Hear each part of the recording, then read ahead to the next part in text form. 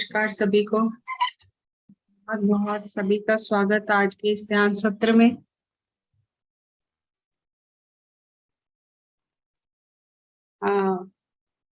आज भी कुछ फोन कॉल्स आए थे और मैंने उन्हें पीसीएस में ऐड किया था। पता नहीं मुझे उन्होंने ज्वाइन किया है कि नहीं। तो आज का हमारा सेशन है वो हमने इसलिए टॉपिक लिया है कि बहुत सारे नए लोगों ने ज्वाइन किया है और जो पहले से कर रहे हैं उनके भी बहुत सारे डाउट्स रह जाते हैं, वो पूछते भी नहीं है और अगर उनसे कोई पूछे तो उन्हें उसका जवाब भी नहीं आता है। तो इसीलिए हम उस साइंस को दोबारा से रिवाइज कर रहे हैं, क्योंकि आपको क्लैरिटी होगी तभी आप किसी और को बता पाओगे। तो वो सारी चीजें हम आज एक बार फिर से डिस्कस करेंगे। तो चलते हैं अपने, इससे पहले कि हम सेशन की शुरुआत करें, किसी को अगर अपना एक्सपीरियंस शेयर करना है जब तक मैं प्रेजेंटेशन शेयर करती हूँ तो आप कर सकते हैं।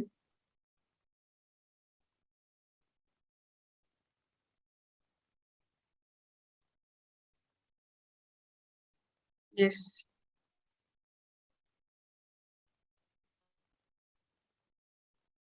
नजर आ रही है, स्लाइड्स नजर आ रही है। यस। हाँ, ये सेशन ये पीसीएस पे हो रहा है क्या? हाँ जी, लाइव है। तो फ्रेंड्स, आज साइंस ऑफ मेडिटेशन जिसे हम कहते हैं वो एनर्जी साइंस है। कि हमारे लिए ये जानना बहुत जरूरी है कि हमारा शरीर किस तरह किस ऊर्जा से काम करता है, वो ऊर्जा कम कैसे होती है, बढ़ती कैसे है। ये सब चीजों की हमें समझ होनी चाहिए, क्योंकि ऊर्जा से ही हम चलते हैं, ऊर्जा से ही हम बने हुए हैं और हमारी ऊर्जा कम हो जाती है तो हम बीमार हो जाते हैं। तो क्यों ना इस ऊर्जा विज्ञान को हम अच्छी तरह से समझें। तो हमें इस ऊर्जा विज्ञान को समझना है और ये ऊर्जा हमें मिलती कहाँ से है उसे जानना है। तो सबसे पहली जो रिक्वायरमेंट है ऊर्जा अपनी बचाने की, बढ़ाने की और सही जगह पर लगाने की, तो उसमें जो सबसे पहली चीज आती है वो आती है हमारा आसन, पोस्चर हमारा कैसा है। हम चाहें तो जमीन पे बैठ सकते हैं, लेकिन आजकल ज्यादा लोग जमीन पर बैठ नहीं सकते हैं। तो आप इस तरह से चेयर पे बैठ सकते हैं, आप पलंग पर बैठ सकते हैं, कुर्सी पर बैठ सकते हैं। जरूरी नहीं है कि आपको नीचे जमीन पर ही बैठकर ध्यान करना है। आपको कंफर्टेबल पोस्चर में रहना है। वो कंफर्टेबल पोस्चर कोई भी हो सकता है, लेकिन उसके लिए आपको कंफर्टेबली बैठना है, पाँव क्रॉस करने हैं, अपने अपने हाथों की उंगलियों को एक दूसरे में फंसाना है और आंखें बंद करनी है। ये चीजें करने से आप अपने एनर्जी के बाहर जाने के सब द्वार बंद कर लोगे और आपकी एनर्जी आपके अंदर आने लग जाएगी। मतलब हम अंतर्मुखी हो जाएंगे जो हम बाह्यमुखी हैं। और उसके लिए हमें पहले तो सुख आसन में, आरामदायक आसन में बैठें। पैरों को और हाथों को क्रॉस करने से हमारी एनर्जी बचती है, क्योंकि 10% एनर्जी पैरों से बाहर जाती है, 10% हाथों से और 10% आंखों से। अब आपको हैरानी होगी कि हाथों पैरों से एनर्जी कहाँ जाती है, बाहर। लेकिन ये जो हमारे फिंगर टिप्स हैं और जो ये हमारे पाँव के जो टिप्स हैं फिंगर्स के, ये टिप्स ही यहाँ से एनर्जी हमारी बाहर की ओर जाती है। इसीलिए हाथ पाँव से हम काम करते हैं। अगर हमारे अंदर एनर्जी ना हो तो हमसे काम ही नहीं होता है। तो सारा दिन हमारी एनर्जी बाहर की दुनिया में लगी रहती है और आंखें खोलकर हम काम करते हैं।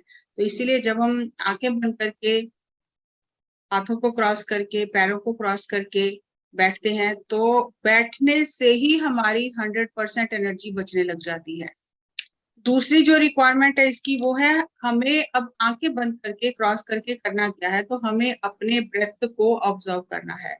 जो हमारा ब्रेथ स्वाभाविक चल रहा है, सिर्फ उस नॉर्मल नेचुरल ब्रेथ को साक्षी भाव से ऑब्जर्व करना है, महसूस करना है। ना तो सांस को तेज करना है, ना धीरे करना है, ना सांस को रोकना है, ना छोड़ना है, ना गिनना है, कुछ भी नहीं करना है। खाली सांसों को महसूस करना है, क्योंकि कुछ ना करना ही सबसे मुश्किल है इंसान के लिए। और ध्यान में भी हमें लगता है कि जब तक हम कुछ करेंगे नहीं ध्यान कैसे लगेगा, लेकिन जब तक हम छोड़ेंगे नहीं सब चीजों को तब तक ध्यान नहीं लगेगा। तो हमें दूसरा काम जो करना है आसन के बाद, वो अपनी सांसों को महसूस करना है। और तीसरा काम करना है कट द थॉट्स, क्योंकि जैसे ही आपकी एनर्जी अंदर जाएगी, आपके अंदर बहुत सारे थॉट आने लग जाएंगे, क्योंकि अभी बॉडी की एनर्जी तो बाहर नहीं जा रही है, आपने सेव कर ली, लेकिन वो एनर्जी अंदर जा रही है। तो आपके अंदर जो भी दबे हुए विचार हैं सारे, वो ऊपर आने शुरू हो जाएंगे। तो हमें करना क्या है, विचारों की ओर ध्यान नहीं देना है, विचारों को महत्व नहीं देना है, और विचारों को अपनी ऊर्जा नहीं देनी है, और ना ही विचारों से संघर्ष करना है कि क्यों आ रहे हैं विचार। नहीं, खाली साक्षी भाव से उन्हें देखना है, और विचार अपने आप हट जाएंगे। और कोई तरीका नहीं है विचारों को हटाने का। विचारों के साथ संघर्ष करके हम विचारों को नहीं हटा सकते। और अगर हम किसी विचार के साथ बह जाते हैं, कल्पना लोक में चले जाते हैं, तो भी विचार नहीं हटेंगे। हमें अपनी अटेंशन, इम्पोर्टेंस और एनर्जी को विचारों से हटा लेना है और सांस पर लेकर आना है। यहाँ पर मैं आपसे एक स्टोरी शेयर करना चाहूंगी कि गौतम बुद्ध के पास एक भिक्षु आया जो राजा था। भिक्षु तो बन गया, लेकिन वो राजसी ठाट बाट की आदत थी। तो मन में आने लग गया कि राजमहल में होता कितने सुख सुविधा, कितना आराम होता। ये मंजीत सिंह जी, आपने हैंड रेज किस लिए किया है?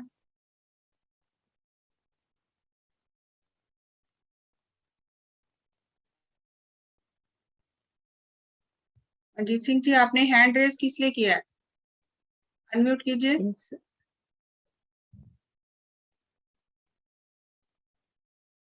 गलती से हो गया होगा, क्योंकि क्वेश्चन आंसर सब हम बाद में लेंगे, पहले आप समझ लीजिए। तो उस भिक्षु के मन में ये बार बार विचार आ रहे थे कि मैं छोड़कर भिक्षु बन गया हूँ, लेकिन मुझे तो राशि ठाट की आदत है। अब क्या करें, अब तो कुछ मिलेगा नहीं, ना वैसे पकवान मिलेंगे, ना वैसा रहन सहन मिलेगा। अब तो जंगलों में रहना पड़ेगा और जो मिले वही खाना पड़ेगा। तो वो यही विचार उसके मन में आ रहे थे, और गौतम बुद्ध जो थे उन्हें पता चल गया कि अब इसका मन भटक रहा है, इसके मन दूसरे विचार कर रहा है, और भिक्षु तो बन गया है, तो मन से इन विचारों का निकलना जरूरी है। तो उन्होंने उसे प्रवचन नहीं दिया कि तुम क्या सोच रहे हो, ऐसा क्यों सोच रहे हो। उन्होंने उसे कहा कि आज तुम भिक्षा लेने एक भिक्षुणी थी जो फीमेल भिक्षु, उसके घर भेजा कि उसके घर जाकर आज तुम भिक्षा लेकर आना। तो वो बहुत खुश हो गया कि चलो कोई बात नहीं, भटकना नहीं पड़ेगा और उस एक ही जगह से भिक्षा मिल जाएगी। जब वो वहां गया, तो रास्ते में ये सब विचार सोच रहा है कि मुझे तो ये छप्पन भोग बहुत पसंद था, मुझे तो ये खाना बहुत पसंद था, अब तो वो दोबारा कभी मिलेगा नहीं मुझे। मुझे तो ये भिक्षुओं वाला खाना खाना पड़ेगा, जो भी मिलेगा वो खाना पड़ेगा। तो गर्मी इतनी है, इतनी गर्मी में पसीना बहाना पड़ेगा। इस तरह के विचार करते करते वो वहां तक पहुंच गया। और जब उसके घर पर पहुंचा और उसने आसन बिछाकर भिक्षु को बिठाया और जब खाना परोसा, तो जो जो चीजें उसके मन में रास्ते में आई थी, वो सारी उस खाने में उसने परोसी थी। तो पहले तो उसने इतना ध्यान नहीं दिया कि ठीक है, हो गया होगा, बाई चांस ऐसा कोइंसिडेंस है कि मैंने जो सोचा वो मुझे मिल गया। तो उसे खुशी हुई। फिर उसके मन में विचार आया कि इतनी गर्मी में अब मुझे खाना खा के वापस जाना पड़ेगा, खाने का आनंद भी नहीं इतना ले पाया मैं, और अभी गर्मी में सब मुझे वापस जाना पड़ेगा। तो तभी उस जो भिक्षुनी थी उसने कहा कि आप थोड़ी देर यहीं विश्राम कर लीजिए। तो एक बार वो चौंका कि इसे कैसे पता चला, बट वो वही, क्योंकि उसका मन था तो वही विश्राम करने के लिए वो लेट गया। जब वो लेट रहा था तो वो भिक्षुनी उसके पंखा करने लगी कि आपको गर्मी लग रही होगी और मैं पंखा कर देती हूँ। तो गर्मी तो उसे लग रही थी। अब उसे थोड़ा सा आराम मिला, और फिर उसके मन में जैसे ही उसने उसके चेहरे की ओर देखा, उसकी सुंदरता को देखा, तो उसके मन में आया कि मैं अगर राजा होता, मैं इससे शादी कर लेता, इसके साथ में घर बसाता। ये भी कुटिया में नहीं रहती, महलों में रहती, मैं भी महलों में आराम से जीवन बिता सकता था, हमारे बच्चे होते। और ऐसा करके वो अपने विचारों के साथ बहते जा रहा है। और बहते बहते उसे आया कि ना तो अब साया है ना छाया है, तो मैं क्या, अब तो कुछ कर ही नहीं सकता हूँ। जैसे ही उसके मन में आया कि ना अब छाया है ना कोई साया है, तो उसी समय उस भिक्षुनी ने कहा कि छाया भी है और साया भी है, ऐसा क्यों सोच रहे हो, छाया नहीं है और साया भी नहीं है। तो वो घबरा गया कि जो शब्द मेरे अंदर चल रहे थे इसने पकड़ लिए, तो ये तो कोइंसिडेंस नहीं हो सकता, और वो उठकर चला गया। और जैसे ही वो गौतम बुद्ध के पास गया, तो उसने बोला मैं आज के बाद वहां नहीं जाऊंगा। तो गौतम बुद्ध ने कहा क्या हुआ? उसने बोला कि जो जो मैं रास्ते में सोचता गया, जो जो मैंने सोचा, वो सब कुछ वो होता गया। और वो मेरे विचारों को पढ़ती रही। और मैं आपसे क्षमा मांगता हूँ कि मैंने तो वहां बैठकर ऐसे ऐसे विचार सोचे हैं जो मैं बता भी नहीं सकता आपको, क्या क्या नहीं सोच लिया मैंने उसको देखकर। तो अब मेरी हिम्मत नहीं है कि मैं उसके सामने जाऊं, क्योंकि वो तो मेरे सारे विचारों को पढ़ रही है। तो गौतम बुद्ध ने उसे कहा, तुम्हें वहीं जाना पड़ेगा, कल भी तुम वहीं जाओगे, वहीं भिक्षा लेके आओगे, क्योंकि इस बीमारी का इलाज वही है। तुम्हें अब जागरूकता के साथ जाना है, अपने विचारों को साक्षी भाव से देखना है कहाँ से उठ रहे हैं। अगले दिन फिर वो गया। जैसे ही उसने कदम बढ़ाया, अंदर कुछ एक किरण जागरूकता की प्रज्वलित हो गई। एक एक कदम वो चल रहा है, एक एक कदम उसे समझ में आ रहा है कि मैं कदम मेरे धरती को छू रहे हैं, मैं उस तरफ बढ़ रहा हूँ। कोई विचार आया ही नहीं, और वो ऐसा ही वहां गया और जो मिला खाकर वापस आ गया। तो गौतम बुद्ध ने पूछा कि आज कैसा रहा? तो उसने बोला, आज तो मेरी जागरूकता इतनी बढ़ गई थी कि आज मुझे विचार उत्पन्न ही नहीं हुआ। तो ये कैसे हुआ? तो गौतम बुद्ध ने उससे समझाया कि जब हम जागरूक हो जाते हैं, विचारों को देखने लग जाते हैं साक्षी भाव से, उनके साथ बहते नहीं हैं, तो अपने आप विचार समाप्त हो जाते हैं। तो हमें विचारों के साथ संघर्ष नहीं करना है। और जिसका मन शून्य हो जाता है, विचारों से मुक्त हो जाता है, उसके आसपास जो भी होते हैं, वातावरण में विचार है या उसके सामने कोई व्यक्ति है, उसके विचार है, तो उन विचारों को वो पढ़ लेता है, उसे पता चल जाता है। ऐसा ही है जैसे किसी का अंदर का शीशा साफ हो गया, अब शीशे के सामने जो भी जाएगा सबको दिखाई देगा। तो वो भिक्षु के वो जो इतने बुरे विचार उसको आ रहे थे, वो सब एक ही बार जागरूकता से समाप्त हो गए। तो जैसे ही जागरूकता कम होती है, विचार फिर आने लग जाते हैं। तो हमें बार बार जागरूक होकर अपने विचारों को साक्षी भाव से देखना है, उनके साथ बहना नहीं है। कहा तो भिक्षु ने उसके साथ में घर भी बसा लिया, लेकिन जब जागरूकता आई तो वैसा कोई विचार भी नहीं आया, क्योंकि हमारा जो माइंड है वो थिंकिंग मशीन है, बस वो सोचने का एक यंत्र है, उसे सोचते ही रहना है। और हमें इस यंत्र को बंद करना नहीं आता। इसमें पूरी जन्मों जन्मों की मेमोरी स्टोर है, हमारी आदतें, व्यवहार, हमारे संस्कार सब इस मशीन में भरे पड़े हैं, और हमें इस मशीन को रोकना नहीं आता है। अब हमें अपने ऊर्जा से इस मशीन को रोकना है, इसकी ऑयलिंग करनी है प्रॉपर, इसको रिपेयर करना है, इसकी ओवरहॉलिंग करनी है, ताकि ये मशीन सही तरीके से काम करे। हमारे घर में कितने मशीन्स होती हैं, अगर कोई मशीन चलती ही रहे दिन रात, तो वो जल्दी खराब हो जाएगी, वो सड़ जाएगी। तो इसी तरह दिन रात अगर हम बिना बात के सोचते ही रहेंगे, तो ये मशीन ये भी प्रॉपरली काम नहीं करेगी। हमें पता नहीं है कि सोच को रोकना कैसे है, तो हमें लगता है हम सोच को रोक ही नहीं सकते। हम सोच को रोक सकते हैं, और रोकने की विधि है कि कंफर्टेबल पोस्चर में बैठ के एनर्जी के बाहर जाने के द्वार बंद करके एनर्जी को भीतर लेकर जाओ। और जैसे ही आपकी अवेयरनेस बढ़ेगी, आप देखोगे कि विचार रुकने शुरू हो जाएंगे। हमें ये जो एनर्जी मिलती है, जिस एनर्जी की बार बार बात कर रहे हैं, ये एनर्जी मिलती है सांसों से। जैसे हम सांस लेते हैं, छोड़ते हैं, आती हुई सांस के साथ हमें प्राण ऊर्जा मिलती है, और जाती हुई सांस हमारे शरीर के दूषित जो पदार्थ है वो शरीर से बाहर निकालती है। हर रात हमें नींद में ये एनर्जी मिलती है, और हम अगले दिन काम करने के लिए तैयार हो जाते हैं। लेकिन आज की जो भाग दौड़ की जिंदगी है, जिसमें लोगों की नींद ही पूरी नहीं होती है, भाग रहे हैं दिन रात, तो ये एनर्जी सफिशिएंट नहीं है कि हम अपने काम सही तरीके से कर सकें। तो हमें योगिक साइंस ये कहती है कि बेहोशी की हालत में नींद में जो एनर्जी मिल रही थी, उस ऊर्जा को हम जागते हुए ध्यान में भी ले सकते हैं, अपनी सांसों को महसूस करके, क्योंकि एनर्जी तो सांसों से ही मिल रही है। और सांसों को ही क्यों महसूस करना है? क्योंकि कोई मंत्र या चैंटिंग क्यों नहीं करना? क्योंकि मंत्र को अगर हम देखें तो मंत्र का अर्थ है जो हम मन से कर रहे हैं, जिसमें मन लगा हुआ है वो मंत्र है, जिसमें तन लगा हुआ है वो तंत्र है। तो हमें ध्यान में कोई मंत्र, तंत्र, यंत्र का इस्तेमाल नहीं करना है, केवल और केवल सांसों पर ध्यान देना है। क्योंकि जब हम मंत्र पढ़ रहे हैं तो हम मन का इस्तेमाल कर रहे हैं, हम चैंटिंग कर रहे हैं, हम मन का इस्तेमाल कर रहे हैं। तो मन का इस्तेमाल तो करना ही नहीं है, मन को शून्य करना है। मन से हमने बहुत काम करा लिए, अब उसे थोड़ी देर शून्य करना है, और शून्य तभी होगा जब सांसों के साथ रहेगा। कोई विजुअलाइजेशन नहीं करना कि मैं इस चक्र पे ध्यान करूं, भगवान का ध्यान करूं, लाइट का ध्यान करूं, या मैं अपने थर्ड आई पे ध्यान करूं। कुछ भी नहीं करना है, कहीं ध्यान नहीं लेके जाना, केवल और केवल सांसों को महसूस करना है। क्यों? क्योंकि हम सोचना और साक्षी भाव से ऑब्जर्व करना, महसूस करना, दोनों काम हमारा मन एक साथ नहीं कर सकता। या तो वो सोचेगा या वो ऑब्जर्व करेगा। तो इसलिए जब हम सांसों को महसूस करेंगे, विचार हट जाएंगे, और जब विचार के साथ जाएंगे तो सांसों से ध्यान हट जाएगा। तो हमें एक समय में एक ही काम मन कर सकता है, तो हमें केवल सांसों को महसूस करना है ताकि विचार हट जाएं।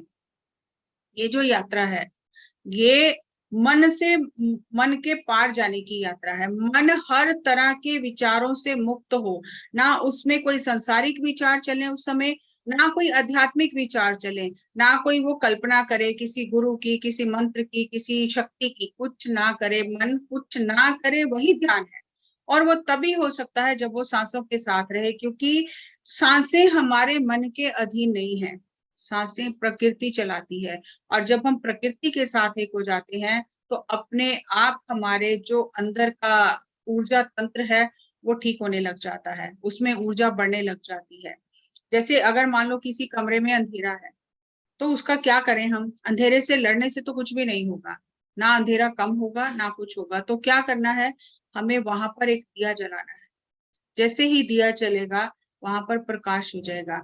तो हमारे अब इस शरीर रूपी मंदिर में जो अंधेरा हो गया है, उसे दूर करने के लिए हमें वहां पर अवेयरनेस का दिया जलाना है।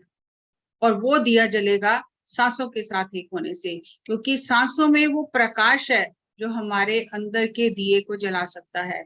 और जब हमें आंखें खोलनी है ध्यान से बाहर आकर, तो एकदम से आंखें नहीं खोलनी है, क्योंकि हमारे ये जो फिंगर टिप्स हैं, जब हम ऐसे जोड़ कर रखते हैं तो इसमें बहुत ऊर्जा इकट्ठी हो जाती है। आंखें बंद रखते हैं, आंखों में भी बहुत ऊर्जा इकट्ठी हो जाती है।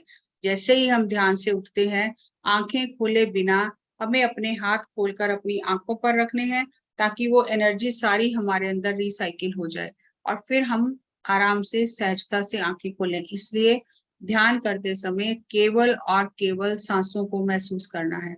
और ध्यान करने के बाद हम तालियां बजाते हैं, इसलिए बजाते हैं कि ये जो हमारे हाथ हैं, इनमें सारे ऑर्गन्स के एक्वाप्रेशर पॉइंट्स हैं। और जब हम जोर से इस तरह से ताली बजाते हैं तो वो सारे पॉइंट जो है वो स्टिमुलेट होते हैं, और हमारी एनर्जी पूरी बॉडी में अपने आप से रिसाइकिल हो जाती है। जो हमने एनर्जी स्टोर की है उसका हम सही इस्तेमाल कर पाते हैं। एकदम आंखें खोलने से वो एनर्जी ऐसे ही बाहर की ओर चली जाती है। हमने केवल और केवल अपने नॉर्मल नेचुरल फ्लो को ऑब्जर्व करना है, ब्रेथ के फ्लो को। और इसी को गौतम बुद्ध ने आनापानासति ध्यान कहा है।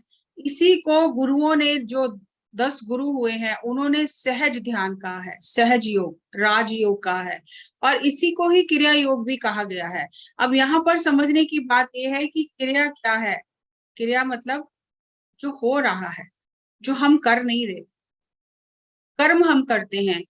जैसे सांसों की ये क्रिया चल रही है, हम नहीं कर रहे। और जब हम इस क्रिया जो हो रही है, जो हमारे बस में नहीं है, जो प्रकृति कर रही है, जब हम इस क्रिया के साथ योग माने यूनियन, जब इसके साथ एक हो जाते हैं तो हमारा जीवन अपने आप ही रूपांतरित होने लग जाता है। हमें सिर्फ और सिर्फ विचारों को साक्षी भाव से देखना है, विचारों के साथ नहीं बहना है। आती हुई श्वास और जाती हुई श्वास, वो लंबी आ रही है, छोटी आ रही है, नाक के टिप पे देखना है या कहीं और ध्यान लगाना है, कुछ भी नहीं करना है। केवल और केवल सांसों को महसूस करना है, सांसों की क्रिया के साथ एक हो जाना है। कहीं थर्ड आई पे, हार्ट चक्रा पे यहाँ वहां ध्यान नहीं लगाना है। जो हो रहा है सांसों के माध्यम से बस उसे होने देना है। यही ध्यान की प्रक्रिया है, कि नॉर्मल नेचुरल ब्रेथ को ऑब्जर्व करना है। अब कॉस्मिक एनर्जी क्या है, जिसकी हम बार बार बात करते हैं। कॉस्मिक एनर्जी हमारे जीवन को चलाने के लिए बहुत जरूरी है। अगर हमें कॉस्मिक एनर्जी ना मिले तो हम जो खाना खा रहे हैं वो भी पचा नहीं सकते। एक घूंट पानी भी हमारे अंदर पच नहीं सकता अगर हमें कॉस्मिक एनर्जी ना मिले तो। कॉस्मिक एनर्जी से ही हमारा जीवन चलता है, और वो एनर्जी हमें सांसों से मिलती है। इसी को लाइफ फोर्स कहा जाता है, प्राण ऊर्जा कहा जाता है, प्राणा कहा जाता है, चाइनीज में चाई एनर्जी कहा जाता है। जितनी ज्यादा हमें कॉस्मिक एनर्जी मिलेगी उतनी ज्यादा एनर्जी से हमारी बॉडी में वाइब्रेशन होगी, जितनी ज्यादा वाइब्रेशन होगी उतना हम लाइफ को सेलिब्रेट कर पाएंगे। ये इक्वल प्रोपोर्शन में चलता है। अगर 10% मुझे एनर्जी रिसीव हुई है तो 10% मेरे जीवन में आनंद आएगा। अगर मैंने 50% एनर्जी रिसीव की है, मेरी वाइब्रेशन हाई हुई है, तो मुझे 50% लाइफ में सेलिब्रेशन आ जाएगा। अगर 100% मैं एनर्जी रिसीव कर रही हूँ तो 100% सेलिब्रेशन होने लग जाएगा। एनर्जी को हम खुली आंखों से देख नहीं सकते हैं, लेकिन उसका प्रभाव दिखाई देता है कि एनर्जी रिसीव करने से हमारे जीवन पर क्या प्रभाव पड़ रहा है। और बहुत लोग ऐसा कहते हैं कि हम तो बहुत खुश हैं, हम क्यों ध्यान करें, हमें तो जरूरत ही नहीं ध्यान करने की। क्या हमारा उद्देश्य केवल खुश रहना ही है? खुशी टेम्परेरी है, वो बाहर की वस्तुओं पर निर्भर है, लेकिन ध्यान से जो हमें आनंद मिलता है वो किसी पर निर्भर नहीं है, किसी व्यक्ति पर या किसी वस्तु पर। वो हमारे भीतर से प्रस्फुटित होता है। अगर आप और ज्यादा आनंदित रहना चाहते हो, और ज्यादा खुश रहना चाहते हो, तो आपको जरूर अपने कॉस्मिक एनर्जी जो सांसों से मिल रही है, प्राण ऊर्जा, उससे जुड़ना होगा। और अगर आप केवल उसी से ही संतुष्ट हो जो थोड़ी खुशियां आपको मिल रही हैं, तो बेशक आप ध्यान ना करो। लेकिन अगर आप हैप्पीएस्ट रहना चाहते हो, हैप्पी, हैप्पियर, हैप्पीएस्ट, तो आपको ध्यान करना चाहिए। Always go for the best. थोड़ी थोड़ी छोटी छोटी चीजों से कंप्रोमाइज ना करें। जैसे हम पिक्चर देख रहे हैं, हमें सूर्य से ऊर्जा मिलती है, हमें डायरेक्ट कॉस्मिक एनर्जी हेड से मिलती है, और हमें जो धरती से ग्रेविटेशन, जो मैग्नेटिक फोर्स है, वो धरती से मिलती है। हमारा जो मणिपुर चक्र है वो सूर्य से ऊर्जा को ग्रहण कर लेता है, और हमें जो ऊर्जा मिलती है शरीर को चलाने के लिए वो भोजन से मिलती है, सांसों से मिलती है, और हमें प्रकृति से ऊर्जा मिलती है। तो ये सारी ऊर्जा जो हमें मिल रही है, इस ऊर्जा को जब हम शरीर में ग्रहण करते हैं, भोजन की ऊर्जा को, पानी की ऊर्जा को, जब तक हमारे अंदर की ऊर्जा उसे ऊर्जा में ना बदल दे, तब तक वो भोजन हमें ऊर्जा नहीं दे सकता। वो भोजन हमारे शरीर के लिए नुकसानदेह हो सकता है। इसीलिए डॉक्टर कहते हैं कि खाना बंद करो, खाना डाइजेस्ट नहीं हो रहा। क्यों डाइजेस्ट नहीं हो रहा? क्योंकि अंदर एनर्जी कम है, एनर्जी उसे डाइजेस्ट नहीं कर पा रही है। तो हमें अपने जीवन को उचित, सही तरह से चलाने के लिए कॉस्मिक एनर्जी चाहिए ही चाहिए। हम चाहे किसी भी धर्म से बिलोंग करते हैं, लेकिन ऊर्जा के बिना नहीं चल सकते। और ये ऊर्जा को बढ़ाने का विज्ञान है, इसका किसी धर्म से कोई संबंध नहीं है। अब क्या होता है, जब हम ध्यान करने बैठते हैं तो तीन अवस्थाएं आती हैं। जैसे ही हम ध्यान करने बैठते हैं और शरीर को स्थिर करते हैं, तो सबसे पहले ध्यान होता ही नहीं है। हम कोशिश कर रहे हैं ध्यान करने की, लेकिन ध्यान नहीं हो रहा, क्योंकि हमारा शरीर हमें साथ नहीं दे रहा। दर्द हो रही है, खुजली हो रही है, हिल रहे हैं बार बार, और विचार बहुत आ रहे हैं। हम कोशिश कर रहे हैं ध्यान में बैठने की, सांसों को भी महसूस कर रहे हैं, लेकिन ध्यान हो नहीं रहा है। जैसा हमने सुना लोगों के एक्सपीरियंस, वैसा कुछ भी नहीं हो रहा। और ऐसा भी नहीं है कि रीढ़ की हड्डी को सीधे करके बैठना है, नहीं, जैसे भी कंफर्टेबल पोस्चर में आप बैठ सकते हो। अब पहली अवस्था में क्या होता है, विचार आ रहे हैं, हमें ये भी पता चल रहा है, विचारों को हम देख भी पा रहे हैं, और सांसों को भी महसूस कर पा रहे हैं। दोनों चीजें साथ साथ हो रही है। कभी पेंडुलम की तरह विचारों में जाते हैं, कभी सांसों पर। विचार सांस, विचार सांस, ऐसे पेंडुलम की तरह हमारे अंदर चलता रहता है। दोनों चीजें साथ साथ चल रही हैं, लेकिन अभी ध्यान नहीं हो रहा है हमारा। कभी हमें खुजली हो रही है, कहीं दर्द हो रहा है, हम हिल डुल रहे हैं, तो अभी हमारा ध्यान नहीं हो रहा, सिर्फ हम प्रयास कर रहे हैं बैठने का। ये पहली स्टेज है। लेकिन अगर हम कहीं ध्यान तो लगा नहीं, एक दो दिन करके छोड़ दें, तो कभी भी ध्यान कर नहीं पाएंगे हम। पहली स्टेज क्रॉस करेंगे तब भी दूसरी स्टेज आएगी। पहली स्टेज है बॉडी को स्टिल करना। बहुत ही जरूरी है। तो आप अपने हाथ हिलाओ या पांव हिलाओ जब आपसे बिल्कुल बैठा नहीं जा रहा। जितना आप शरीर को स्थिर रखोगे, उतना जल्दी आपका मन जो है वो शांत होगा। क्योंकि अगर आप हाथ पांव हिला रहे हो, तो वो आपके माइंड से ही तो इंस्ट्रक्शन आ रही है हिलाने की, तो आप तो अपने माइंड को भी यूज कर रहे हो।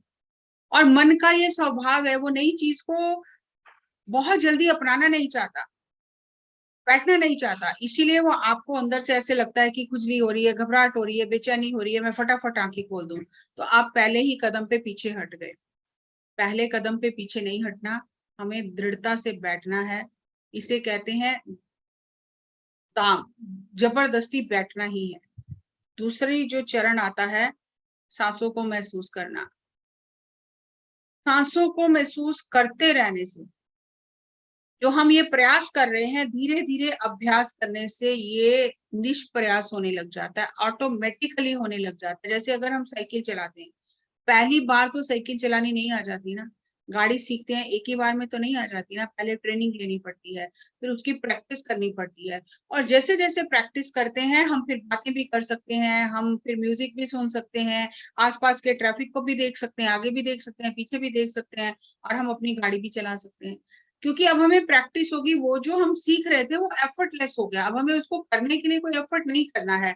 लेकिन जब तक वो एफर्टलेस नहीं होता, तब तक हमें एफर्ट करते रहना है, छोड़ना नहीं है।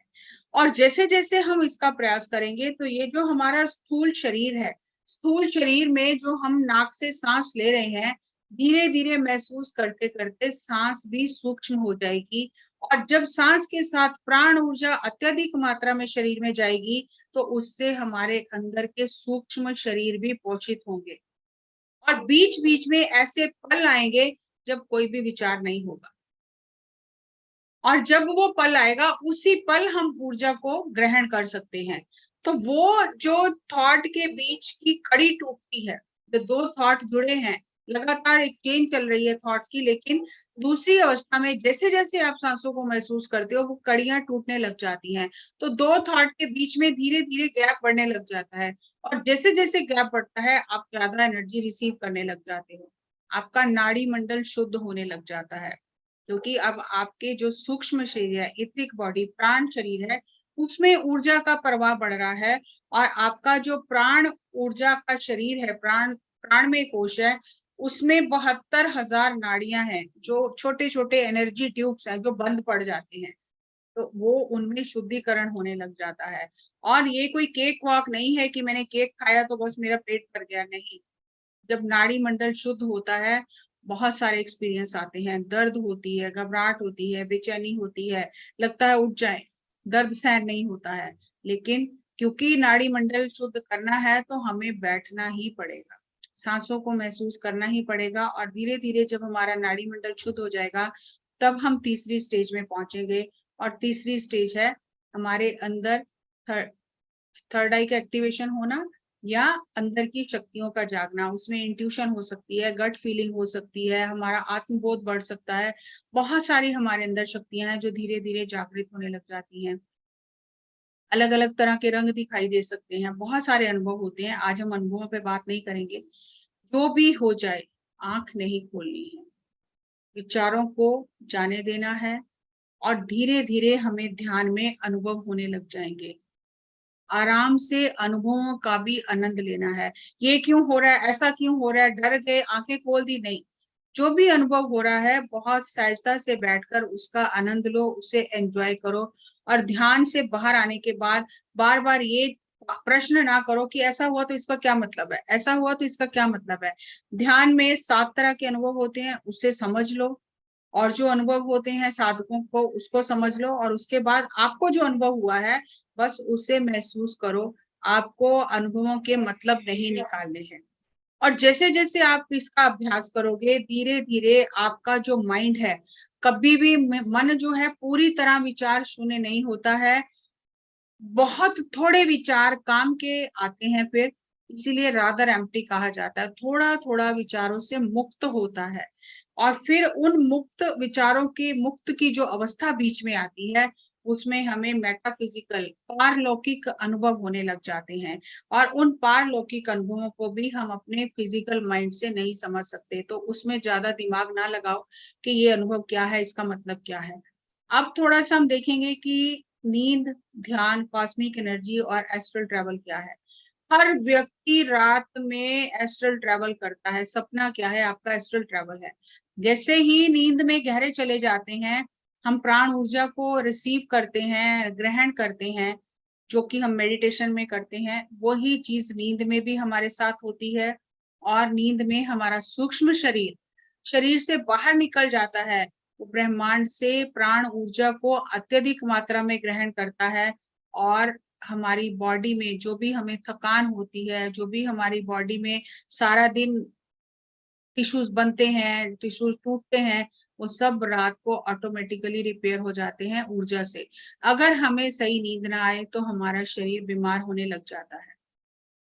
एस्ट्रल ट्रैवल ऐसा नहीं है कि हमें बहुत बड़ा, ये किसी किसी को होता है, नहीं, हर एक व्यक्ति एस्ट्रल ट्रैवल करता है। बस फर्क इतना है कि नींद में ये सब चीजें बेहोशी में होती हैं और ध्यान में हम पूरे होश हवास में ये चीजें करते हैं।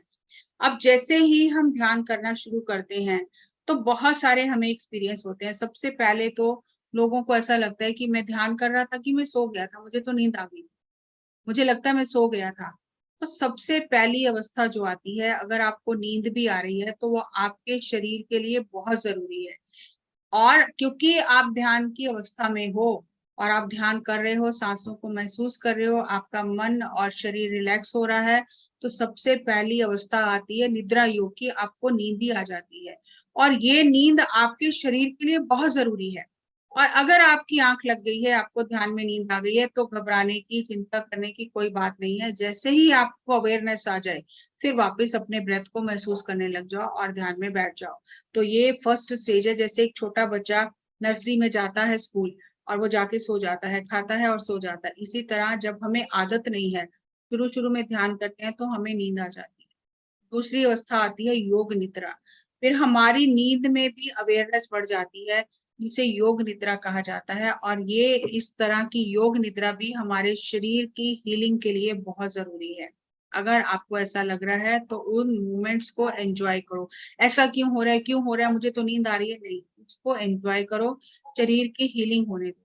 उसके बाद आपको तीसरी अवस्था में ध्यान लगना शुरू हो जाएगा, थोड़ा थोड़ा ध्यान लगेगा, और बीच बीच में आपको कोई इनसाइट्स भी आएंगी, ज्ञान भी मिलेगा आपको। तो इसे कहते हैं ध्यान योग और ज्ञान योग। और फिर आपको अनुभव होने लगते हैं। अनुभव का मतलब ऐसा नहीं है कि आपको सब कुछ दिखने लग जाएगा। अनुभव का मतलब है कि वो जो आपने ध्यान किया, ऊर्जा ली, आपके व्यवहार में परिवर्तन आने लग जाता है, आपकी सोच में बदलाव आने लग जाता है। इस तरह के आपको छोटे छोटे अनुभव होने लगते हैं जब आपको लोग बताते हैं कि आपके व्यवहार में बहुत बदलाव आ गया है, पहले जैसे आप गुस्सा नहीं करते हो, पहले जैसे इरिटेट नहीं होते हो।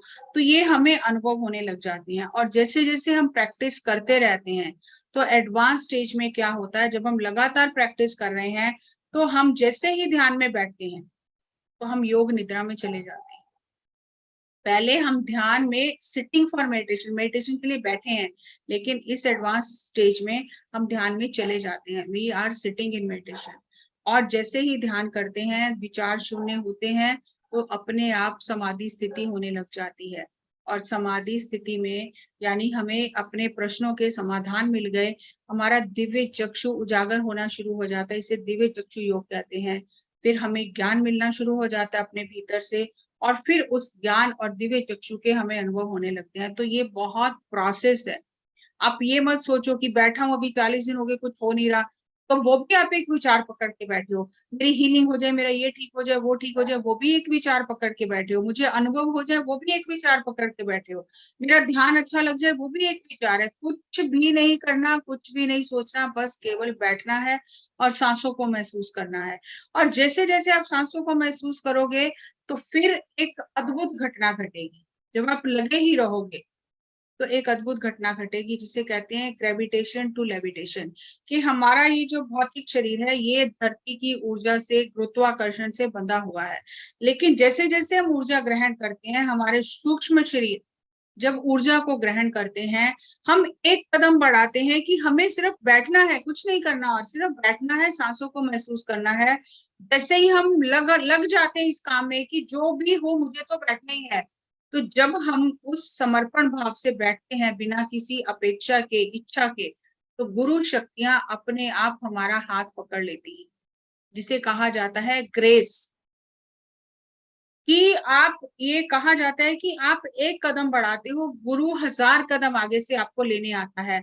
वो यही अवस्था है जब आप सब कुछ छोड़कर बैठ गए, तो आपने पहला कदम उठाया और आप लग गए उसके पीछे, तो गुरु शक्तियां आकर आपका हाथ पकड़ लेती हैं और आपको मार्ग दिखाती हैं।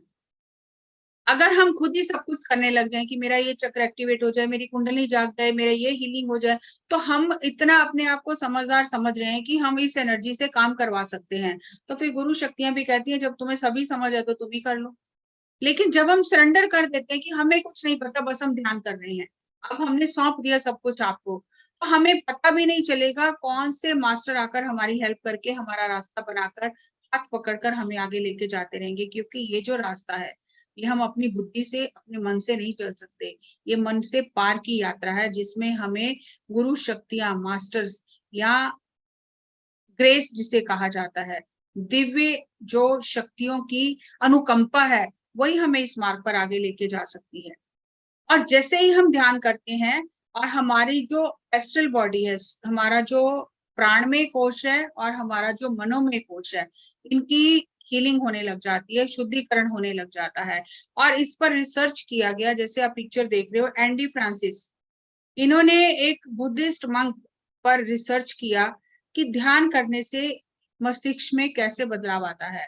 तो उन्होंने जब रिसर्च किया और जो डिवाइसेस लगा के उनके अंदर की जो ब्रेन वेव्स को देखा, तो जैसा आप पिक्चर में देख रहे हो कि नॉर्मल पर्सन का जो एक ब्रेन है, उसका जो मेंटल हेल्थ है वो बहुत वीक है, एंजाइटी है, डिप्रेशन है, वो पर्सन वीक है, उसके ब्रेन वेव्स जो हैं वो सही नहीं है, बहुत ज्यादा चिंता में और सोच में है।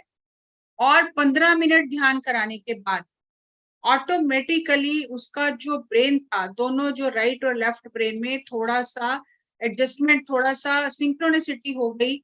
और जिसका रिजल्ट ये हुआ कि थॉट्स जो थे वो कम हो गए और पहले से बेटर उसको चीजें समझ में आने लगी और उसकी मेंटल और इमोशनल हेल्थ इंप्रूव हो गई। और 25 मिनट ध्यान करने से उसके अंदर बहुत ज्यादा बदलाव आ गया। तो अगर 25 मिनट ध्यान करने से इतना बदलाव आ जाता है, तो आप जो 1 घंटा 1.5 घंटा हर दिन ध्यान करते हो, तो आपके अंदर कितना ज्यादा बदलाव आता है। और सबसे बड़ी बात, ध्यान करने से हमारा एजिंग प्रोसेस स्लो हो जाता है। हमारा फिजिकल लेवल पे, प्राण शरीर के लेवल पे, मनोमय कोश के लेवल पे, कारण शरीर के लेवल पे शुद्धिकरण होने लग जाता है। जो भी हमारे एनर्जी ब्लॉकेजेस होते हैं हमारे प्राण शरीर में, जैसे जैसे हम कॉस्मिक एनर्जी को रिसीव करते हैं, वो ब्लॉकेजेस क्लियर हो जाते हैं। जब हम ध्यान से पहले, एक पिक्चर आप देख रहे हो ब्रेन का, नीचे जो है ब्लू कलर का, ध्यान से पहले आराम कर रहे हैं, लेकिन एक येलो केमिकल है ब्रेन में जो हमें दर्द दे रहा है। लेकिन अगर हम ध्यान करते हैं, कोई दवाई नहीं लेते हैं, तो ध्यान करने से वो पेन केमिकल अपने आप डिसॉल्व होने लग जाता है। तो हमारे बॉडी का डिटॉक्सिफिकेशन होने लग जाता है, हर लेवल पे हमारा शरीर स्वस्थ होने लग जाता है। इसीलिए प्राण ऊर्जा के साथ जुड़ने का इतना ज्यादा महत्व है। कुछ और आपको करने की जरूरत ही नहीं है। इसी से आपके अंदर के पूरे जो चक्रास हैं ऑटोमेटिकली बैलेंस होते हैं। इसी से आपका जो ऑरा है, आपके ऑरा में जो कट आ गए हैं एनर्जी की कमी की वजह से, जब आप ध्यान करते हो ऑटोमेटिकली वो कट भर जाते हैं, आपके ओरा का कलर ब्राइट हो जाता है। क्योंकि ये हमारी भावनाओं से, हमारे विचारों से संबंधित है, हमारे चक्र और हमारा ऑरा। और ऐसा नहीं है कि एक बार ठीक हो गया तो ठीक ही रहेगा। जैसे ही हमारे अंदर की स्थिति बदलती है, विचार बदलते हैं, हमारी भावनाएं बदलती हैं, वैसे ही हमारा एनर्जी फील्ड भी बदल जाता है। और किरलियन फोटोग्राफी से इसे नापा जा सकता है और नापा जाता है। अब हम जब ध्यान करते हैं तो हम सबको कहते हैं अपने एक्सपीरियंस शेयर करो, लेकिन बहुत कम लोग सामने आते हैं एक्सपीरियंस शेयर करने के लिए, हैंड रेज नहीं करते हैं, एक्सपीरियंस शेयर नहीं करते। आपको नहीं पता कि एक्सपीरियंस शेयर करने का कितना ज्यादा वैल्यू है। आखिरी तक पत्री सर सबके एक्सपीरियंस सुनते रहे। सर कहते हैं कि हमें 2 कान दिए गए हैं, एक मुंह दिया गया है। 50% हमें बोलना है, 100% हमें सुनना है। सुनने से क्या होता है? सुनने से जब हम दूसरों के अनुभव सुनते हैं, अपना हमने बता दिया, दूसरों का सुना, ये नहीं कि मैं अपना बता के बस मैं चली जाऊं कि मेरा तो काम हो गया। नहीं, अगर मैं सिर्फ अपना ही बता रही हूँ, दूसरों का नहीं सुन रही हूँ, तो मैं आधा काम कर रही हूँ। सर कहते हैं कि हमें जितना बोल रहे हैं उससे डबल सुनना चाहिए, क्योंकि 2 कान है और एक मुंह है। और जब हम दूसरों का एक्सपीरियंस सुनते हैं, तो उससे हमारी जो अहंकार है वो कम होता है। हमारे अंदर विनम्रता आती है। जिस तरह हमें संसारिक अहंकार होता है, मैं ये हूँ, मैं वो हूँ, मेरे पास पैसा है, मेरा घर बड़ा है, मेरी गाड़ी बड़ी है, इसी तरह जब हमें अनुभव होते हैं, ज्ञान मिलता है स्पिरिचुअलिटी में, हमें उसका भी बहुत अहंकार हो जाता है। देखो मैं तो बहुत पहुंच गया हूँ, मेरा अनुभव ये है, मुझे ये दिखा, मुझे ये दिखा। तो हम जब दूसरों का सुनेंगे तब हमें पता चलेगा हमसे ज्यादा दूसरों को पता चल रहा है। ज्ञान का कोई अंत नहीं है, केवल मैंने ही सब कुछ नहीं जाना है, मैंने तो बहुत थोड़ा जाना है। तो जैसे जैसे हम दूसरों का अनुभव सुनते हैं, हमारे जो स्पिरिचुअल ईगो है वो कम होती है और हमारे अंदर विनम्रता आती है, और विनम्रता से ही इंसान इस मार्ग पर आगे चल सकता है। तो इसलिए एक्सपीरियंस शेयर करना और दूसरों का सुनना बहुत ज्यादा जरूरी है। तो कभी भी ध्यान सत्र हो तो अपना अनुभव जरूर बताएं और दूसरों का अनुभव जरूर सुने, क्योंकि उसी से हमारा आत्मज्ञान बढ़ता है। तो अगर आज के टॉपिक को लेकर आपको कुछ प्रश्न है अभी भी, तो आप प्रश्न पूछ सकते हैं। ये टॉपिक बहुत ही बड़ा है, जितना गहराई में जाएंगे बहुत कुछ समझने के लिए है, लेकिन समय के अनुसार जो चीजें मुझे जरूरी लगी तो वो मैंने आपसे शेयर की है। क्योंकि बार बार यही प्रश्न आते हैं, सांसों को क्यों महसूस करना है, मंत्र क्यों नहीं करना है, जाप क्यों नहीं करना है, विजुअलाइज क्यों नहीं करना है, गाइडेड मेडिटेशन क्यों नहीं करनी है, कम करनी है। शुरू में आपको गाइडेंस की जरूरत है, लेकिन बाद में आपको गाइडेंस की जरूरत नहीं है, आपको अपने आप को एम्पावर करना है। अगर मान लो कि एक बच्चे को स्कूल में पढ़ने डालते हैं तो उसे कायदा दिया जाता है जिसमें रंगीन पिक्चर्स होती हैं और अल्फाबेट्स लिखे होते हैं, तो वो अल्फाबेट को पिक्चर से पहचानता है। लेकिन अगर 10वीं क्लास में भी वो जाके ये कहे कि मैं तो बिना पिक्चर के अल्फाबेट्स पहचान ही नहीं सकता हूँ, तो उसकी बुद्धि में कोई खराबी है। और शुरू में हम जब मेडिटेशन करते हैं, किसी की 2-4 दिन गाइडेंस जरूरी है समझाने के लिए, लेकिन जब हमें समझ में आ गया कि हमें ही करना है, जो भी करना है, तो किसी की गाइडेंस की जरूरत नहीं है। हमारा गाइड हमारे अंदर बैठा हुआ है। Trust your inner guide. हर एक के अंदर वो गाइड है बताने के लिए, आपकी सांसें हैं आपको गाइड करने के लिए। तो आप अपनी सांसों के साथ रहो, सब कुछ अपने आप समय से खुलता रहेगा। इसीलिए सहज ध्यान कहा गया है। सहज श्वास के साथ रहने से सहज ध्यान होगा। लेकिन अगर हम जल्दीबाजी में कुछ करना चाहते हैं तो हम कुछ नुकसान ही करेंगे, पाएंगे नहीं। इसलिए कोई जल्दबाजी नहीं है, सहज ध्यान करो, सहज श्वासों के साथ रहो। यही आनापानासती ध्यान है, यही राजयोग कहा गया इसे।